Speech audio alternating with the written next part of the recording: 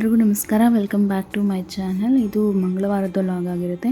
ಇನ್ನು ಕೆಲಸ ಎಲ್ಲ ಮುಗಿಸ್ಕೊಂಡು ಒಂದು ಸ್ವಲ್ಪ ವೆಯ್ಟ್ ಲಾಸ್ ಪೌಡರ್ ಹಾಕ್ಕೊಂಡು ಇನ್ನು ಬಿಸಿನೀರಲ್ಲೇ ಹಾಕ್ಕೊಂಡು ಕುಡಿದೆ. ಮತ್ತು ಸ್ವಲ್ಪ ಈರುಳ್ಳಿ ತಂದಿದ್ದು ಅದನ್ನು ಸ್ವಲ್ಪ ಹಸಿ ಇದೆ ಅಂತ ಹೇಳ್ಬಿಟ್ಟು ಬಿಸಿಲಲ್ಲಿ ಇಡ್ತಾಯಿದ್ದೀನಿ. ಬಿಸಿಲು ಡೈರೆಕ್ಟಾಗಿ ಬೀಳ್ತಾ ಇತ್ತು. ಇನ್ನು ಬಿಸಿಲಲ್ಲಿಟ್ಟರೆ ಸ್ವಲ್ಪ ಡ್ರೈ ಆದರೆ ಚೆನ್ನಾಗಿರುತ್ತೆ, ಇಲ್ಲಾಂದರೆ ಒಂಥರ ಆಗುತ್ತೆ ಅಂತ ಹೇಳ್ಬಿಟ್ಟು ಇಟ್ಟು ಇನ್ನು ಆದ್ವಿಗೆ ಅಂತ ಹೇಳ್ಬಿಟ್ಟು ದೋಸೆ ಮಾಡಿದ್ದೆ. ಇನ್ನು ಆದ್ವಿಗೆ ಊಟ ತಿನ್ನಿಸ್ಬಿಟ್ಟು ಇನ್ನು ಸ್ವಲ್ಪ ಹೊತ್ತು ಮಲಗಿಸ್ದೆ. ಸ್ವಲ್ಪ ಅವರಿಗೆ ಹುಷಾರಿಲ್ಲ, ಹಾಸ್ಪಿಟಲ್ ಅಪಾಯಿಂಟ್ಮೆಂಟು ತೊಗೊಂಡಿದ್ದೆ. ಇನ್ನು ಹಾಸ್ಪಿಟಲ್ಗೆ ಹೋಗ್ತಾಯಿದ್ದೀವಿ. ಇನ್ನು ಹೋಗೋ ದಾರಿಲಿ ಸುಮ್ಮನೆ ಇರಲಿಲ್ಲ. ನನ್ನ ಹತ್ರನೂ ಹೋಗೋರು, ಅಮ್ಮನ ಹತ್ರನೂ ಹೋಗೋರು.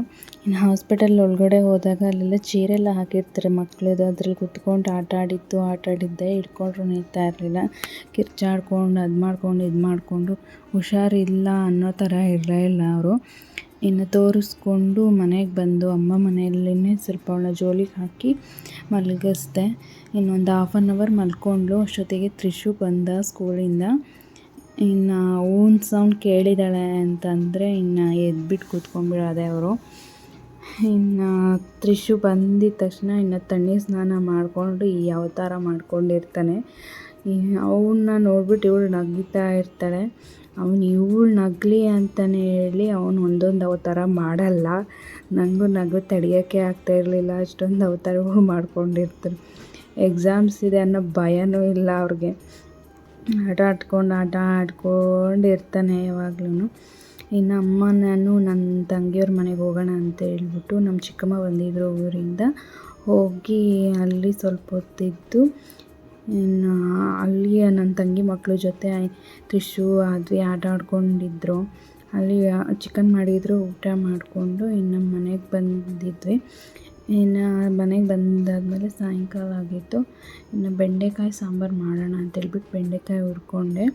ಏನೂ ಮಸಾಲೆ ಹಾಕ್ದೇ ಮಸಾಲೆ ರುಬ್ಕೊಳ್ದೆ ಸಾಂಬಾರು ಮಾಡ್ಕೊಳ್ಳೋಣ, ಸ್ವಲ್ಪ ಮಸಾಲೆ ತಿಂದರೆ ಗ್ಯಾಸ್ಟ್ರಿಕ್ಕು, ಮತ್ತು ಮಧ್ಯಾಹ್ನ ಚಿಕನ್ ಬೇರೆ ತಿಂದಿದ್ದೀವಿ ಅಂತ ಹೇಳ್ಬಿಟ್ಟು ಸ್ವಲ್ಪ ಡೈರೆಕ್ಟಾಗಿ ಸ್ವಲ್ಪ ಸಾಂಬಾರು ಪೌಡ್ರು ಅದೆಲ್ಲ ಹಾಕ್ಕೊಂಡು ಮಾಡ್ಕೊಳ್ಳೋಣ ಅಂತ ಹೇಳ್ಬಿಟ್ಟು ಮಾಡ್ಕೊತಾ ಇದ್ದೀನಿ. ಇನ್ನು ಎಣ್ಣೆ ಕಾದಿತ್ತು, ಅದರಲ್ಲಿ ಸ್ವಲ್ಪ ಈರುಳ್ಳಿ ಹಾಕಿ ಮತ್ತು ಅದು ಸ್ವಲ್ಪ ಆ ಈರುಳ್ಳಿ ಎಲ್ಲ ಬೆಂದಾದಮೇಲೆ ಒಂದೇ ಒಂದು ಟೊಮೊಟೊ ಹಚ್ಕೊಂಡಿದ್ದೆ, ಅದನ್ನು ಹಾಕಿಬಿಟ್ಟು ಸ್ವಲ್ಪ ನೀಟಾಗಿ ಫ್ರೈ ಮಾಡ್ಕೊತಾ ಇದ್ದೀನಿ.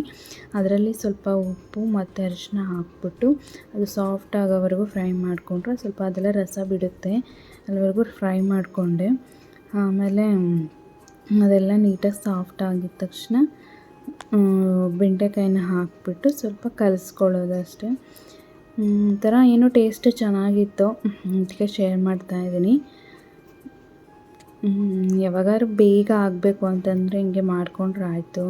ಮಸಾಲೆ ಎಲ್ಲ ರುಬ್ಕೊಂಡು ಅದನ್ನೆಲ್ಲ ಜೋಡಿಸ್ಕೊಳ್ಳೋ ಅಷ್ಟು ಟೈಮ್ ಇರೋಲ್ಲ. ಅದಕ್ಕೆ ಬೇರೆ ಹುಷಾರಿಲ್ಲ, ಅವಳಂತೂ ಕೈಯೇ ಬಿಡ್ತಾ ಇಲ್ಲ. ಕೆಳಗೆ ಬಿಟ್ಟರೆ ಸಾಕು ಅಳ್ತಾಳೆ. ಅದಕ್ಕೆ ಈ ಥರ ಬೇಗ ಆಗಲಿ ಏನಾದರೂ ಅಂತೇಳ್ಬಿಟ್ಟು ಈ ಥರ ಮಾಡ್ಕೊತಾ ಇದ್ದೀನಿ. ಇನ್ನು ಟೊಮೊಟೊ ಎಲ್ಲ ಸಾಫ್ಟ್ ಆಗಿತ್ತು, ಸ್ವಲ್ಪ ಎಲ್ಲ ರಸ ಎಲ್ಲ ಬಿಟ್ಟಿತ್ತು. ಆವಾಗ ಹುರಿದಿರೋ ಬೆಂಡೆಕಾಯಿನ ಹಾಕ್ಕೊಂಡು ನೀಟಾಗಿ ಕಲಿಸ್ಕೊಳ್ತಾ ಇದ್ದೀನಿ. ಕಲಿಸ್ಕೊಂಡು ಸ್ವಲ್ಪ ಸಾಂಬಾರು ಪೌಡರು, ಧನಿಯಾ ಪೌಡರು, ಸ್ವಲ್ಪ ಅಚ್ಚ ಖಾರದ ಪುಡಿ ಎಲ್ಲ ಹಾಕ್ಕೊಂಡು ಕಲಿಸ್ಕೊಂಡೆ.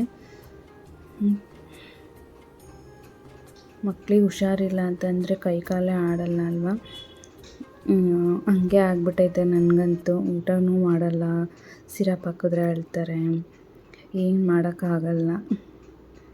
ಇನ್ನು ಇವ್ರಿಗಂತೂ ಊರಿಗೆ ಹೋಗಿ ಬಂದಿದ್ದ ತಕ್ಷಣ ಸ್ಟಾರ್ಟ್ ಆಗಿಬಿಡುತ್ತೆ ಪ್ರತಿ ಸಾರಿನೂ. ಊರಿಗೆ ಹೋಗೋದ ಬೇಡ ಅಂತ ಯೋಚನೆ ಆಗ್ಬಿಡುತ್ತೆ. ಬಟ್ ಏನು ಮಾಡೋಕ್ಕಾಗಲ್ಲ, ಹೋಗಲೇಬೇಕು. ಊರಿಗೆ ಹೋದರೆ ಸ್ವಲ್ಪ ವೆದರ್ ಚೇಂಜ್ ಆಗಿದ ತಕ್ಷಣ ನೆಗಡಿ ಆಗುತ್ತೆ. ನೆಗಡಿ ಆಗಿದ ತಕ್ಷಣ ಜ್ವರ ಬರುತ್ತೆ. ಇನ್ನು ನೆಗಡಿ ಜೊತೆ ಕೆಮ್ಮು ಅದು ಇದು ಏನೇನೋ ಆಗಿ ಇನ್ನು ಸ್ವಲ್ಪ ಚೆನ್ನಾಗಿದ್ದು ಮತ್ತೆ ಡೌನ್ ಆಗಿಬಿಡ್ತಾರೆ. ಇನ್ನು ಮಸಾಲೆ ಪೌಡರ್ಸ್ ಎಲ್ಲ ಹಾಕ್ಕೊಂಡು ಸ್ವಲ್ಪ ನೀರು ಎಷ್ಟು ಬೇಕೋ ಅಷ್ಟು ನೀರು ಹಾಕ್ಕೊಂಡು ನೀಟಾಗಿ ಕಲಿಸ್ಕೊಂಡೆ. ಕಲಿಸ್ಕೊಂಡಾದಮೇಲೆ ಅದೊಂದು 5 ನಿಮಿಷ ಕುದಿಯೋಕೆ ಬಿಡಬೇಕು. ಇನ್ನೇನು ಕುದೀತಾ ಇದೆ ಆಲ್ಮೋಸ್ಟ್ ಅಂದರೆ ಮಸಾಲೆ ಎಲ್ಲ ಕಲಿತ್ಕೊಂಡು ನೀಟಾಗಿ ಗಟ್ಟಿಯಾಗಿ ಆಗಿತ್ತು. ಆವಾಗ ಒಂದು ಸ್ವಲ್ಪ ಕೊತ್ತಂಬರಿ ಸೊಪ್ಪು ಹಾಕ್ಕೊಂಡು ಲಾಸ್ಟಲ್ಲಿ ಚೂರು ಹುಣಸೆ ಹಣ್ಣು ರಸ ಹಾಕ್ಕೊಂಡ್ರೆ ಆಯಿತು. ಪ್ರತಿ ಸಾರಿ ಬೆಂಡೆಕಾಯಿ ಸಾರು ಮಾಡಿದಾಗಲೂ ನಾನು ಹುಣಸೆ ಹಣ್ಣು ರಸ ಹಾಕ್ತೀನಿ. ಅದೊಂಥರ ಲೋಳಿ ಥರ ಇರೋದು ಸ್ವಲ್ಪ ಅವಾಯ್ಡ್ ಆಗುತ್ತೆ ಅದನ್ನು ಹಾಕೋದ್ರಿಂದ. ಅದಕ್ಕೆ ತುಂಬ ಟೇಸ್ಟ್ ಕೂಡ ಚೆನ್ನಾಗಿರುತ್ತೆ ಹುಣಸೆ ಹಣ್ಣಿನ ರಸ, ಸ್ವಲ್ಪ ಹುಳಿ ಈ ಥರ. ಯಾವಾಗ ನಾನು ಬೆಂಡೆಕಾಯಿ ಸಾರು ಮಾಡಿ ಹೆಂಗೆ ಮಾಡಿದ್ರು ನಾನು ಸ್ವಲ್ಪ ಹುಣಸೆ ಹಣ್ಣನ್ನ ಬಳಸ್ತೀನಿ. ಟೇಸ್ಟ್ ಕೂಡ ಚೆನ್ನಾಗಿರುತ್ತೆ ಮತ್ತು ಅದು ಲೋಳಿ ಥರ ಅನ್ನೋದು ಬಾಯಿಗೆ ಸಿಗಲ್ಲ. ಇನ್ನು ಸಾಂಬಾರು ರೆಡಿ ಆಯಿತು. ಇನ್ನು ಆದ್ವಿ ಮಲ್ಕೊಂಡ್ರು ಊಟ ಮಾಡಿ. ನಾನು ಸ್ವಲ್ಪ ಅನ್ನ ಸಾಂಬಾರು ಹಾಕ್ಕೊಂಡು ಊಟ ಮಾಡಿ ಚೂರು ಪಾತ್ರೆ ಇತ್ತು ಅಂತ ಹೇಳ್ಬಿಟ್ಟು ತೊಳ್ಕೊತಾ ಇದ್ದೀನಿ.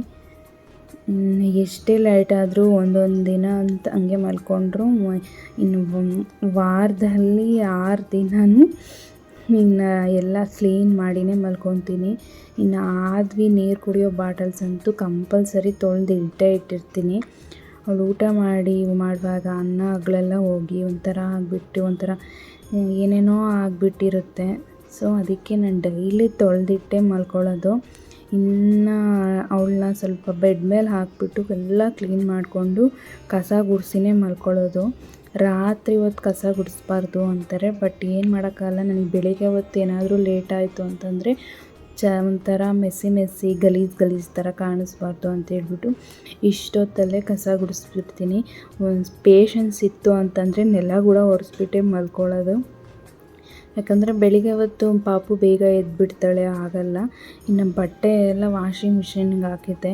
ಪಾಪನ್ ಬರ್ತಾನೆ ಅಂತ ವೆಯ್ಟ್ ಮಾಡಿದ್ದಾಯಿತು, ಬರಲೇ ಇಲ್ಲ. ಇನ್ನು ಮೇಲ್ಗಡೆ ಒಣಗಾಕೋದಿನ ಬಿಡ ಪಾಪು ಬಟ್ಟೆ ರಾತ್ರಿ ಹೊತ್ತು ಅಂತ ಅಂದ್ಬಿಟ್ಟು ಇನ್ನು ಕೆಳಗಡೆನೇ ಎಲ್ಲ ಮನೆ ಮುಂದೆನೇ ಎಷ್ಟಾಗುತ್ತೋ ಅಷ್ಟು ಒಣಗಾಕೋಣ ಅಂತ ಹೇಳ್ಬಿಟ್ಟು ಒಣಗಾಕ್ತಾಯಿದ್ದೀನಿ.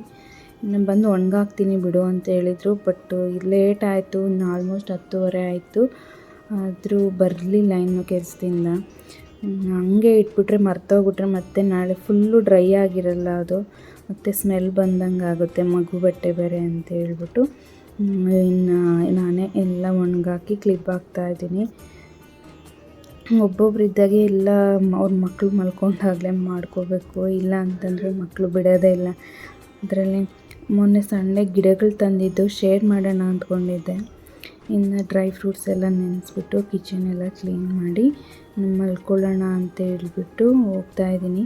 ಇದಾಗಿತ್ತು ವಿಡಿಯೋ. ಇಷ್ಟ ಆದರೆ ಲೈಕ್ ಮಾಡಿ, ಶೇರ್ ಮಾಡಿ, ಸಬ್ಸ್ಕ್ರೈಬ್ ಮಾಡ್ಕೊಳ್ಳಿ. Thank you for watching.